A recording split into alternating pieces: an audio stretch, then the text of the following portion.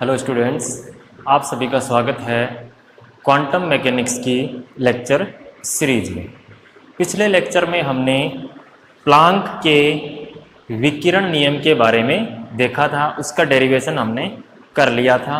Planck का विकिरण नियम है वो हमने किस प्रकार से डिराइव किया था, जिसमें हमने देखा था कि जो प्रगामी तरंग थी उनकी ऊर्जा थी वो केटी नहीं हो के क्या थी, वो डिस्क्रीट क्वांटिटी थी जिनका एवरेज हमने निकाला था और उससे हमने प्लांक का जो रेडिएशन लॉ है वो डिराइव कर लिया था। तो आज हम बात करते हैं उससे प्लांक के विकिरण नियम की विवेचना करते हैं, क्या वो कर्षणिका है उसको एक्सप्लेन कर पाता है या नहीं कर पाता, कर्षणिका का जो विकिरण स्पेक्ट्रम है वो एक्सप्लेन कर पाता है या नहीं कर पाता है।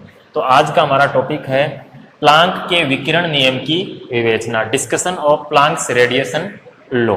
तो हमने जो प्लांक्स रेडिएशन लॉ डिराइव किया था पिछले लेक्चर में वो था हमारा स्पेक्ट्रमी ऊर्जा घनत्व u lambda D lambda is equal to 8 pi H C upon lambda की पावर 5 डी लैम्डा अपॉन ई की power H C upon lambda के टी माइनस 1 था। ये क्या थी यहाँ पे, ये था हमारा स्पेक्ट्रमी ऊर्जा घनत्व। इसका मतलब क्या है, इसका मतलब ये है लैम्डा एवं लैम्डा प्लस डी लैम्डा तरंगदैर्ध्य अंतराल में ऊर्जा घनत्व है, जिसको हम क्या कहते हैं, स्पेक्ट्रमी ऊर्जा घनत्व, जिसकी वैल्यू हमारी ये आई थी, हमने डिराइव किया था किसमें, पिछले लेक्चर में। अब हम देखते हैं क्या ये जो कर्षणिका का विकिरण स्पेक्ट्रम है उसको एक्सप्लेन करता है या नहीं करता है। तो सबसे पहले बात करते हैं अपन लघु तरंगदैर्ध्य रीजन के लिए। लघु तरंगदैर्ध्य प्रास के लिए, किसके लिए, फॉर शॉर्ट वेवलेंथ रीजन, किसके लिए हमारा शॉर्ट वेवलेंथ रीजन। जब आपकी तरंगदैर्ध्य क्या है, बहुत कम है, तब ये कर्षणिका का जो हमारा विकिरण स्पेक्ट्रम था वो किस प्रकार से आया था, इस प्रकार से आया था। यहाँ हमारी क्या थी, स्पेक्ट्रमी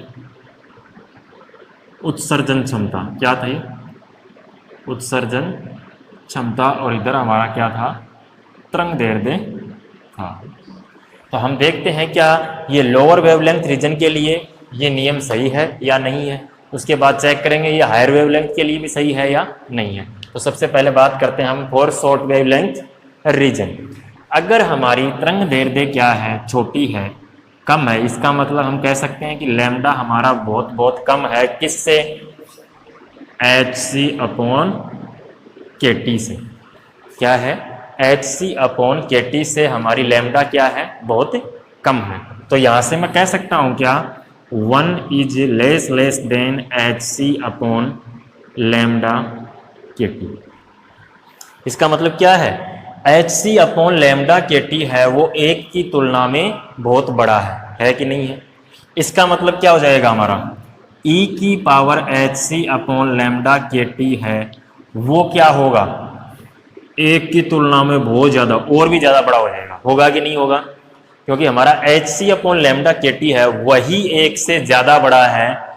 अब तो हम क्या कर रहे हैं, उसकी एक्सपोनेंशियल पावर कर रहे हैं, तब तो ये और ज़्यादा बड़ा हो जाएगा। इसका मतलब क्या हुआ, 1 है वो इसकी तुलना में क्या हो जाएगा, नेग्लिजिबल, होगा कि नहीं होगा। भाई ये हमारा 1 से बहुत बड़ा है, इसका मतलब 1 की तो कोई इंपॉर्टेंस ही नहीं रही है, यहाँ पे 1 का कोई महत्व यहाँ पे नहीं रहा। जैसे सपोज करो आपके पास 1 करोड़ रुपए हैं, कितने रुपए हैं, 1 करोड़ रुपए हैं, और आपसे किसी ने कहा कि हमें 1 रुपया चाहिए, आपने 1 रुपया दे दिया, क्या फर्क पड़ गया आपके 1 करोड़ रुपए में कोई डिफरेंस आया क्या, ना के बराबर डिफरेंस आया। तो वो 1 रुपया है वो आपके लिए क्या है, ना के बराबर है, नेग्लिजिबल है। तो सेम सिचुएशन अपनी यहाँ पे है, इसलिए मैं लिख सकता हूँ कि अब u lambda D lambda is equal to क्या आएगा हमारा, 8 pi H C upon lambda की पावर 5 प्लांक के विकिरण नियम से, डी लैम्डा अपॉन नीचे क्या है, e की power H C upon lambda के टी माइनस 1। एक क्या है, इससे बहुत छोटा है, तो 1 की कोई इंपॉर्टेंस ही नहीं रही हमारे लिए, तो एक को क्या कर दें हम नेग्लेक्ट कर दें, तो एक को हम छोड़ देते हैं, तो क्या आ जाएगा हमारे पास e की power H C upon lambda के टी। कोई दिक्कत है क्या इसमें यहाँ तक? अब देखो मैं कहता हूँ मानना 8 pi H c is equal to capital A और h C upon k is equal to small a. अगर ये मैं रख दूं यहाँ इस समीकरण में तो u लैम्डा डी लैम्डा क्या बनेगा हमारा? वो आ जाएगा a अपॉन लैम्डा की power 5 D lambda upon e की power a upon lambda T. आएगा या नहीं आएगा? जिसको हम लिख सकते हैं a अपॉन लैम्डा की पावर 5 e की power minus small a upon lambda T D lambda. इस समीकरण को देख के आपको कुछ याद आया होगा। ये समीकरण कौन सी है? वीन का विकिरण नियम। क्या है? वीन का विकिरण नियम। और हम ऑलरेडी डिस्कस कर चुके हैं कि वीन का विकिरण नियम था वो शॉर्ट वेवलेंथ के लिए क्या कर रहा था? कर्षणिका के विकिरण स्पेक्ट्रम को एक्सप्लेन कर रहा था। इसका मतलब ये भी क्या करेगा? शॉर्ट वेवलेंथ के लिए कर्षणिका के विकिरण स्पेक्ट्रम को एक्सप्लेन कर देगा। कोई दिक्कत इसमें यहाँ तक? अब हम बात करते हैं लॉन्ग वेवलेंथ रीजन के लिए। लॉन्ग वेवलेंथ रीजन दीर्घ तरंग दैर्ध्य प्रास।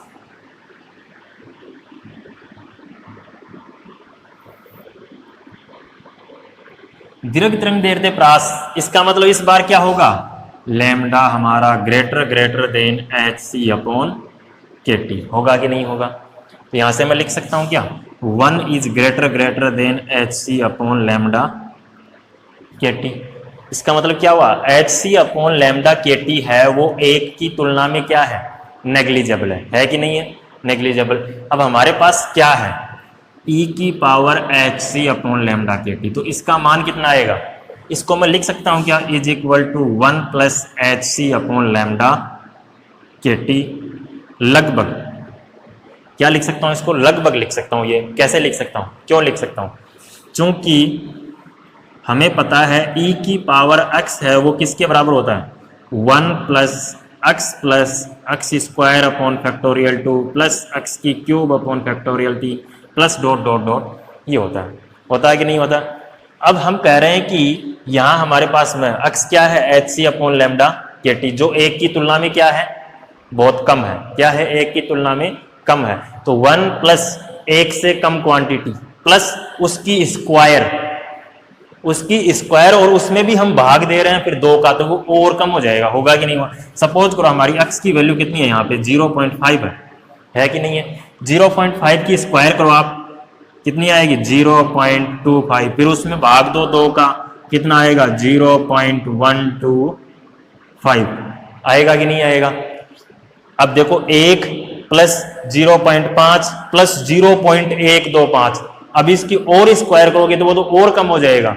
जबकि यहाँ पे अपना जो एच सी अपॉन लैम्डा के टी है वो 0.5 भी नहीं है, वो तो क्या है हमारा? एक की तुलना में बहुत छोटा है, बहुत ज्यादा छोटा है। इसलिए बाकी सारे टर्म हम यहाँ क्या कर सकते हैं?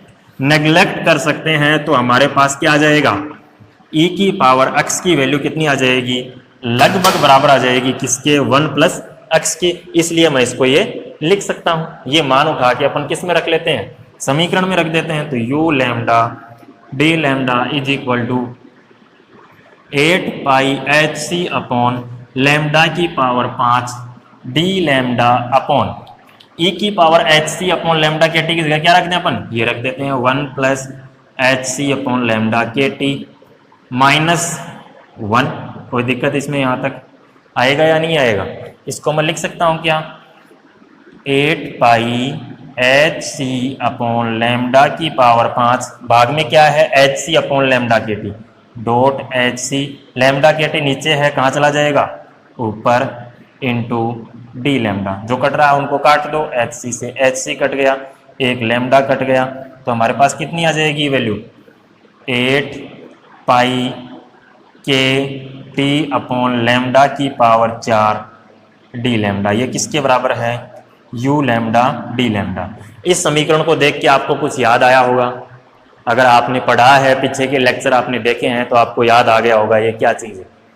ये हमारा क्या था, रेले और जीन्स का रेडिएशन लॉ था। क्या था ये, रेले और जीन्स का विकिरण नियम था। उस विकिरण नियम को हमने डिटेल में डिस्कस किया था। क्या देखा था, वो विकिरण स्पेक्ट्रम के दीर्घ तरंग दैर्ध्य प्रास को, लॉन्ग वेवलेंथ रीजन को क्या कर रहा था, एक्सप्लेन कर रहा था, लेकिन शॉर्ट वेवलेंथ रीजन को नहीं कर रहा था। इसका मतलब हमने क्या देखा, प्लांक का विकिरण नियम है वो शॉर्ट वेवलेंथ रीजन में तो क्या बन जा रहा है, वीन का रेडिएशन लॉ बन जा रहा है, और लॉन्ग वेवलेंथ रीजन में क्या बन जा रहा है, ये रेले जीन्स का रेडिएशन लॉ बन जा रहा है। जबकि हमने दोनों के बारे में देख लिया था, ये किसको कर रहा था, शॉर्ट वेवलेंथ रीजन को, और ये किसको कर रहा था, लॉन्ग वेवलेंथ रीजन को एक्सप्लेन कर रहा था। इसका मतलब हमारा जो रेडिएशन लॉ है वो इस पूरे के पूरे स्पेक्ट्रम को क्या कर देगा, एक्सप्लेन कर देगा, प्लांक का रेडिएशन लॉ। अब बढ़ते हैं अपन आगे इसमें।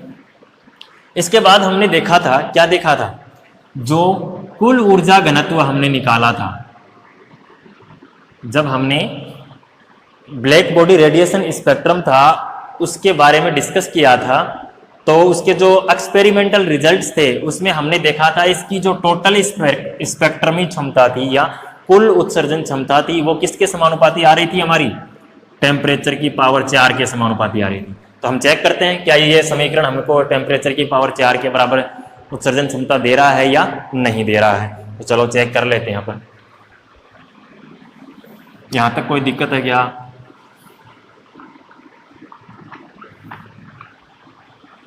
जितने भी लेक्चर यहाँ लिए जा रहे हैं आप अगर उनको प्रॉपर फॉलो कर लोगे तो कोई दिक्कत नहीं आएगी आपको। और आपसे रिक्वेस्ट है कि अपने नोट्स हैं वो खुद बनाएं तो ज़्यादा बेटर रहेगा।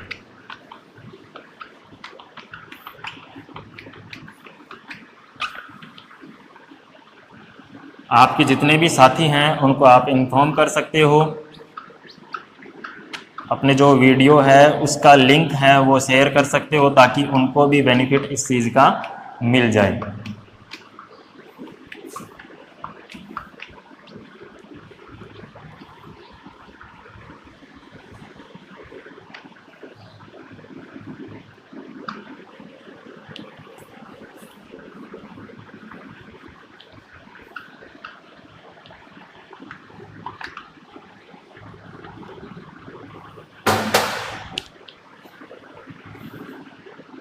अब हम निकालते हैं कुल स्पेक्ट्रमी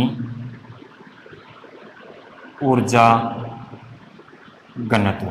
क्या निकालते हैं? Total spectral energy density. क्या निकालते हैं? Total spectral energy density. हमें पता है स्पेक्ट्रमी ऊर्जा घनत्व लैम्डा और लैम्डा प्लस डी लैम्डा के मध्य क्या है, ये है। मतलब लैम्डा की किसी पर्टिकुलर रीजन के अंदर हमारी उत्सर्जन ऊर्जा घनत्व है वो ये है। हमें चाहिए पूरी तरंग दैर्ध्य प्रास में चाहिए, तो हम क्या कर दें, इसका समाकलन कर दें तो हमें क्या मिल जाएगा, पूरा मिल जाएगा। तो u इज इक्वल टू हमारे पास क्या जाएगा, 0 to infinity u lambda D lambda. कोई दिक्कत है क्या इसमें? मान रख देते हैं इसमें 0 to infinity u lambda D lambda की वैल्यू कितनी है, 8 pi H C upon lambda की पावर 5 डी लैम्डा अपॉन ई की power H C upon lambda के टी माइनस 1। कोई दिक्कत यहाँ तक? आगे बढ़ते हैं। चलो इस समाकलन को हमें सोल्व करना है। हमें क्या मिल जाएगी, टोटल स्पेक्ट्रल एनर्जी डेंसिटी मिल जाएगी। तो चलो सोल्व करते हैं इस इंटीग्रेशन को। अपन मान लेते हैं, माना एच सी अपॉन लैम्डा के टी इज इक्वल टू हमारा क्या है, अक्स है। ठीक है, अगर ऐसा मैं रखूंगा तो इस समाकलन की लिमिट चेंज होंगी कि नहीं होंगी? जब लैम्डा 0 होगा उस केस में अक्स हमारा क्या बन जाएगा, जो लिमिट है लैम्डा इज इक्वल टू 0 वाली वो तो क्या बन जाएगी, इन्फिनिटी बनेगी कि नहीं करेगी? देखो यहाँ से जब आप लैम्डा की लोअर लिमिट क्या है 0, जब यहाँ 0 रखोगे तो अक्स की लिमिट क्या हो जाएगी, इन्फिनिटी। जब आपने लैम्डा इन्फिनिटी रखोगे तो अक्स कितना बन जाएगा हमारा, 0 बन जाएगा। लिमिट चेंज हो जाएंगी यहाँ से, होंगे कि नहीं होंगी? अब यहाँ से अगर मैं लैम्डा निकालता हूं तो वो कितना आएगा, एच सी अपॉन अक्स के टी आएगा कि नहीं आएगा? देखो यहाँ से लैम्डा इधर ले जाता हूँ मैं, अक्स इधर आ जाएगा, तो लैम्डा इज इक्वल टू क्या जाएगा? एच सी अपॉन अक्स के टी। तो यहाँ से डी लैम्डा हमारा किसके बाद बराबर आ जाएगा? एच सी अपॉन के टी, 1 अपॉन अक्स का minus 1 upon X square D x. आएगा कि नहीं आएगा? ये मान उठा के रख देते हैं अपन, जैसा हम मान रहे हैं वैसा। तो u इज इक्वल टू हमारा कितना आएगा? जब मैं चेंज करूंगा तो लिमिट क्या होगी हमारी? चेंज लिमिट क्या होगी? Infinity to 0। क्यों हम लेमडा को रिप्लेस कर रहे हैं किससे? अक्स से। 8 pi H C upon lambda की पावर 5। लेमडा क्या है हमारा? ये है एच सी अपॉन अक्स के टी की पावर 5। ठीक है, कोई दिक्कत इसमें? डी लैम्डा की वैल्यू क्या है? माइनस का साइन है इसमें, मैं बाहर निकाल लेता हूं माइनस। क्या वैल्यू है डी लैम्डा की? एच सी upon K T into 1 upon X square D X, है कि नहीं है? डिवाइडेड बाई ई की power H C upon lambda के टी क्या चीज है? X minus 1। कोई दिक्कत इसमें? यहां तक आगे लिखते हैं इसको। u इज इक्वल टू, देखो यहां पे क्या है? माइनस साइन है, तो अगर मैं इसकी लिमिट चेंज कर दूं तो माइनस साइन क्या हो जाएगा? गायब हो जाएगा। होगा कि नहीं होगा? तो मैं इसकी लिमिट चेंज कर लेता हूं तो माइनस साइन हमारा क्या हो जाएगा? हट जाएगा। 0 टू इन्फिनिटी, जैसे ही मैंने 0 टू इन्फिनिटी किया एक माइनस साइन बाहर आएगा इससे, और वो माइनस माइनस क्या हो जाएगा? प्लस। अब क्या बच रहा है हमारे पास? 8 pi H C upon h c की पावर 5। अक्स के टी नीचे है, ऊपर चला जाएगा। अक्स के टी की पावर 5। कोई दिक्कत? डॉट एच सी upon K T upon X square upon ई की पावर अक्स माइनस 1 डी एक्स। कोई दिक्कत है क्या इसमें? यहां तक? अब देखो यहां से जो कट रहा है उनको काट देते हैं अपन, या फिर इसको सिंप्लीफाइड फॉर्म में अगर मैं लिखता हूं तो यहां से आगे हमारे पास क्या आएगा? ये मैं यहीं लिख देता हूं, is equal to limit 0 to infinity. इस स्टेप के बाद ये लिख रहा हूं मैं, 0 टू इन्फिनिटी एच सी और एच सी की पावर 5। नीचे 5 है और ऊपर एच सी है तो एक कट जाएगा। नीचे एच सी की पावर कितनी बचेगी?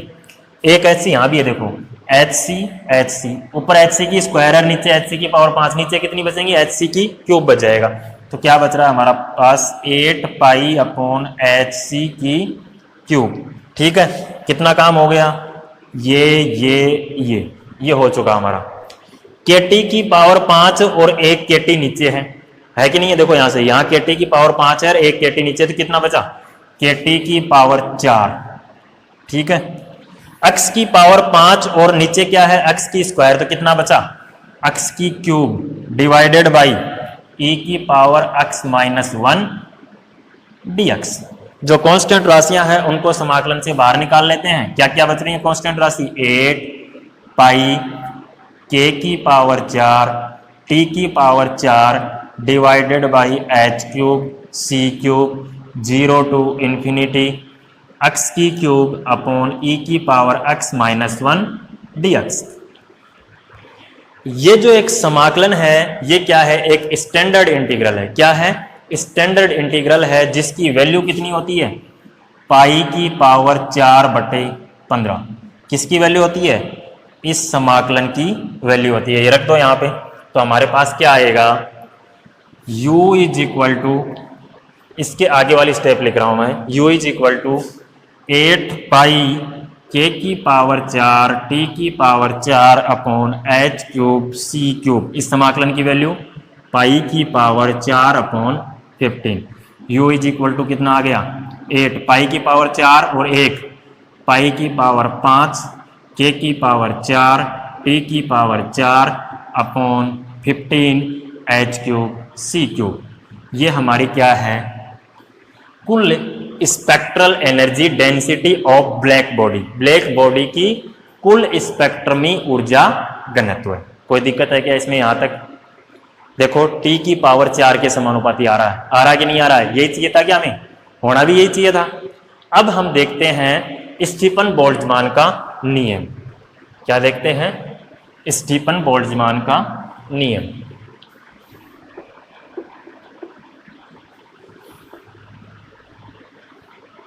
इसमें कोई दिक्कत है क्या? एक एक चीज़ एक्सप्लेन की जा रही है। फिर भी अगर आपको कोई डाउट हो तो आप कमेंट बॉक्स में अपना डाउट लिख सकते हो, कोशिश की जाएगी उस डाउट का आपके सॉल्यूशन दिया जाए। और ज़्यादा से ज़्यादा अपने साथियों में इसको शेयर कर दो ताकि वो भी इस लेक्चर सीरीज का बेनिफिट ले सकें।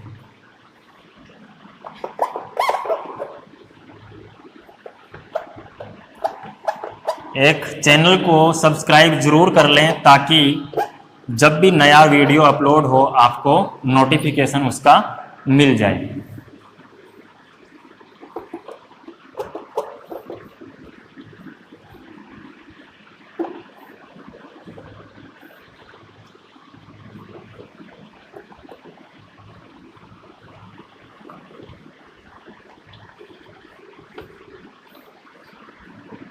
अब हम देखते हैं स्टीफन बोल्ट्जमान का नियम।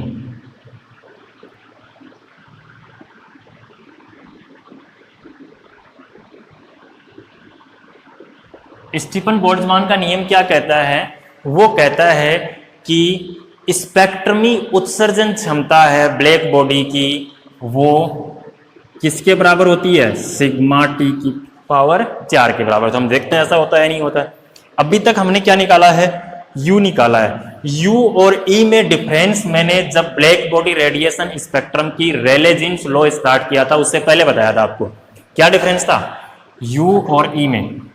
ये हमारी ब्लैक बॉडी है, ठीक है, इसको किसी टेम्परेचर T पे हमने रख रखा है, तो इसके अंदर क्या है? रेडिएशंस हैं।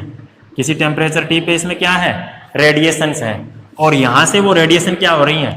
एमिट हो रही हैं, निकल रही हैं, बाहर निकल रही हैं। तो इसके अंदर जो रेडिएशंस हैं उनको हमने कहा, क्या कहा था?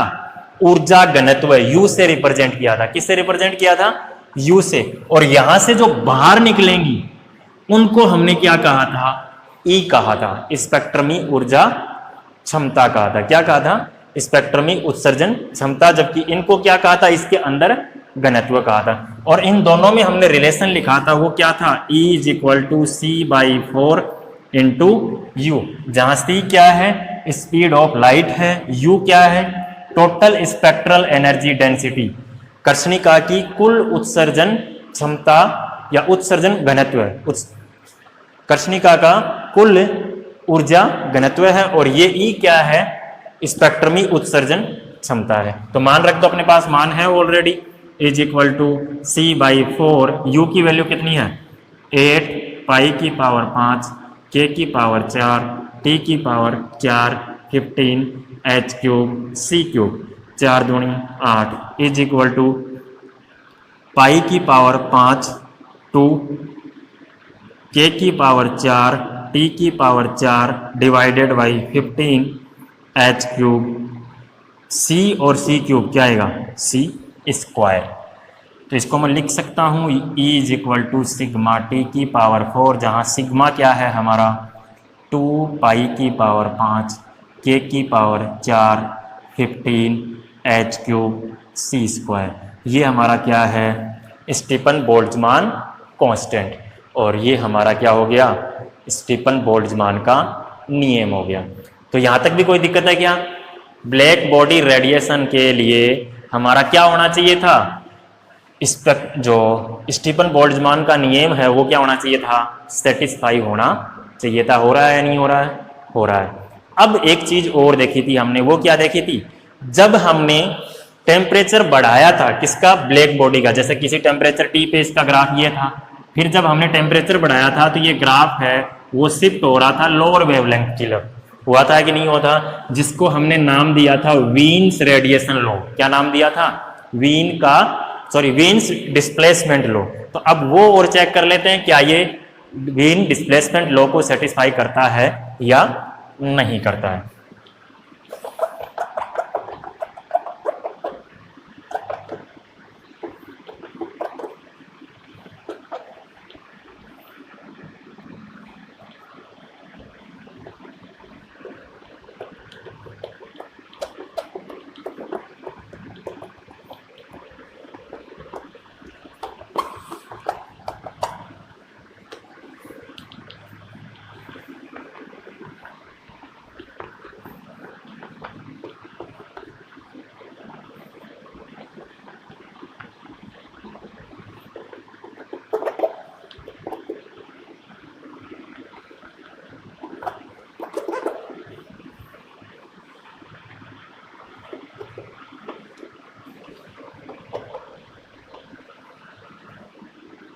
अब निकालते हैं अपन वीन का विस्थापन नियम। क्या निकालते हैं? वीन का विस्थापन नियम। वीन का नियम क्या कहता था? वीन का नियम कहता है, किसके बारे में बताता अपने को? अधिकतम उत्सर्जन क्षमता के संगत तरंगदैर्ध्य के बारे में बात करता है। अगर मैं कहता हूं अधिकतम उत्सर्जन क्षमता के संगत तरंगदैर्ध्य हमारी क्या है? लैम्डा एम है। क्या है? लैम्डा एम है। इसका मतलब इस लैम्डा एम के ऊपर और हमारी जो स्पेक्ट्रम उत्सर्जन क्षमता का जो ग्राफ है उसका स्लोप क्या होना चाहिए? 0 होना चाहिए। कहने का मतलब ये हमारा अगर लैम्डा एम है तो इस लैम्डा एम के संगत इस ग्राफ का ढाल कितना है? 0 है कि नहीं है? इसका मतलब इसका डेरिवेटिव वो क्या होना चाहिए? यहाँ 0 होना चाहिए। तो हमारे पास क्या होना चाहिए? D U lambda upon D lambda at lambda is equal to lambda M must be equal to 0 होना चाहिए कि नहीं होना चाहिए? मान रख दो इसमें D by D lambda, U lambda की वैल्यू कितनी है? 8 pi H C upon lambda की पावर 5 1 अपॉन ई की power H C upon lambda के टी माइनस 1। यही है क्या? इसका डेरिवेटिव कहाँ पे? Lambda is equal to lambda M पे क्या होना चाहिए? 0 होना चाहिए। ये देखो कांस्टेंट राशि है, अवकलन करें ना करें कोई फर्क नहीं पड़ना, 0 होना है। इसको तो 0 पहले ही कर देते अपन। अब बच गए वो टर्म हैं, वो हमारे पास हैं D upon D lambda 1 upon lambda की पावर 5 1 अपॉन ई की power H C upon lambda के टी माइनस 1। इसका क्या करना अपने को? अवकलन कहाँ पे? Lambda is equal to lambda M पे क्या आना चाहिए? 0 आना चाहिए। कर देते हैं अपन अवकलन। इसको प्रथम फलन मान लेते हैं, इस पूरे को द्वितीय फलन मान लेते हैं। तो क्या आएगा?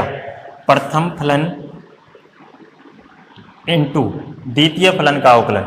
द्वितीय फलन हमारा क्या है? 1 अपॉन ई की power H C upon lambda के टी माइनस 1। तो इसका अवकलन करूंगा तो ये क्या है? 1 अपॉन फलन है कोई एक, तो इसका अवकलन क्या हो जाएगा? माइनस 1 अपॉन ई की power H C upon lambda के टी माइनस 1 की होल स्क्वायर होता है कि नहीं होता?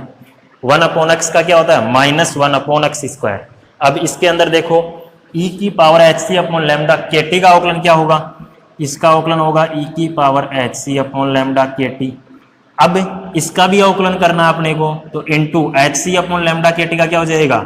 H C upon K T into 1 upon lambda का माइनस 1 अपॉन लैम्डा स्क्वायर। कोई दिक्कत है क्या इसके अंदर?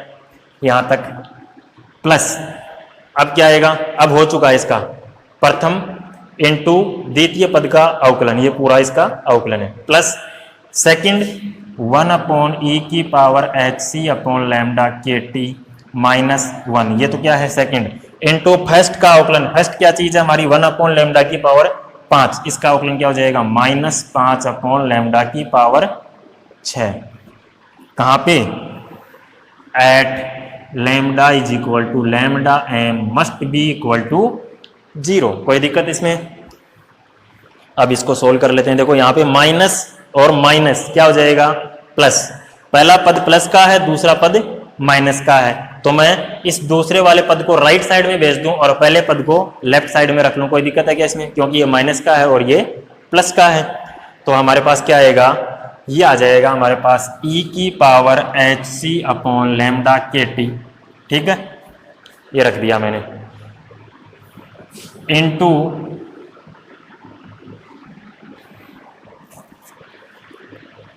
H C upon lambda square k t. ठीक है, ये भी रख लिया मैंने, इंटू 1 अपॉन लैम्डा की पावर 5। ठीक है, 1 अपॉन लैम्डा की पावर 5, और भाग में क्या है इसके? ये भी है, तो इसको लिख सकता हूँ क्या? इंटू 1 अपॉन ई की power H C upon lambda के टी माइनस 1 की होल स्क्वायर। और ये किसके बराबर है? इज इक्वल टू, ये बराबर है हमारा 5 अपॉन लैम्डा की पावर 6 और ई की power H C upon lambda के टी माइनस 1। ध्यान से देखते हुए चलना, कोई टर्म हमारा छूटना नहीं चाहिए इसमें, बाकी और कोई दिक्कत नहीं, आसान सा है। अब देखो इसमें राइट साइड में ई की power H C upon lambda k T minus 1 है, लेफ्ट साइड में स्क्वायर है, इसका मतलब एक टर्म तो ये कट गया यहां से, कटेगा कि नहीं कटेगा। लेफ्ट साइड में और क्या है, लेमडा की पावर 5 और लेमडा की पावर 2 कितनी है, लेमडा की पावर 7। राइट साइड में कितनी है, लेमडा की पावर 6, तो कट गई, एक बचेगी लेमडा। तो क्या बच रहा है हमारे पास, हमारे पास बचेगा एच सी अपॉन एक लेमडा बच गया यहां से, लेमडा के टी, ठीक है, और इंटू ई की power H C upon lambda k t, ये बचेगा कि नहीं बचेगा, डिवाइडेड बाई ई की power H C upon lambda k T minus 1, और ये किसके बराबर है, 5 के बराबर है कि नहीं है। ध्यान रखना कोई टर्म हमारा छूटना नहीं चाहिए इसके अंदर, अगर छूट गया है तो आप उसको करेक्ट कर लेना।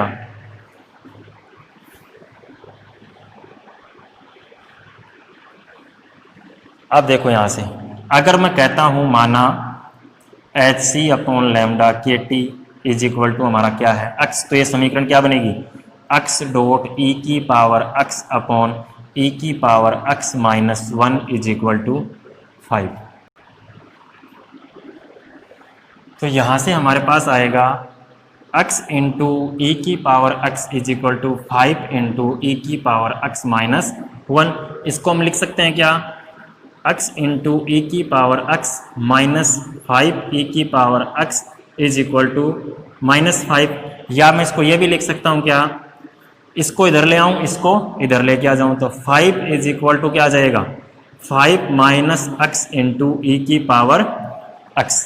ये एक क्या है, हमारी अबीजीय समीकरण है। इस अबीजीय समीकरण का सॉल्यूशन आप करोगे तो वो आएगा लगभग x इज इक्वल टू 4.9, क्या आएगा 4.9, जहां पे x क्या चीज थी हमारी, एच सी upon lambda maximum into k t, ये किसके बराबर आ गया हमारा, 4.9 के बराबर आ गया। तो यहां से लिख सकते हैं क्या अपन, h C upon 4.9 into k is equal to lambda maximum into t, जहाँ एच क्या है, प्लैंक्स कांस्टेंट, सी क्या है, स्पीड ऑफ लाइट, के क्या है, बोल्ट्जमान कांस्टेंट, इन सब की वैल्यू रखते हैं तो हमारे पास आता है lambda maximum t is equal to b, जहाँ बी क्या है, क्या चीज़ है बी, वीन का स्थिरांक।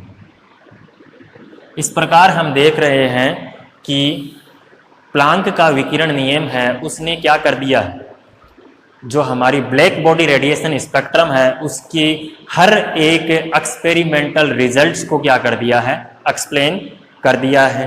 वीन्स डिस्प्लेसमेंट लॉ भी आ गया, इसी से वीन्स रेडिएशन लॉ भी आ गया, रेले जीन्स लॉ भी आ गया, स्टीफन बोल्ट्जमान लॉ भी आ गया, सारे के सारे लॉ इससे हमने डिराइव कर लिए हैं। इस प्रकार हम कह सकते हैं इसने क्या कर दिया है, ब्लैक बॉडी रेडिएशन स्पेक्ट्रम को कंप्लीटली एक्सप्लेन कर दिया है।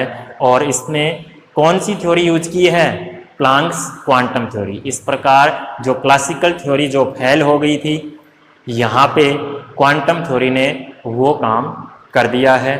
तो ये है हमारी ब्लैक बॉडी रेडिएशन स्पेक्ट्रम के लिए Planck's radiation theory. Next lecture में हम मिलेंगे एक नए टॉपिक के साथ।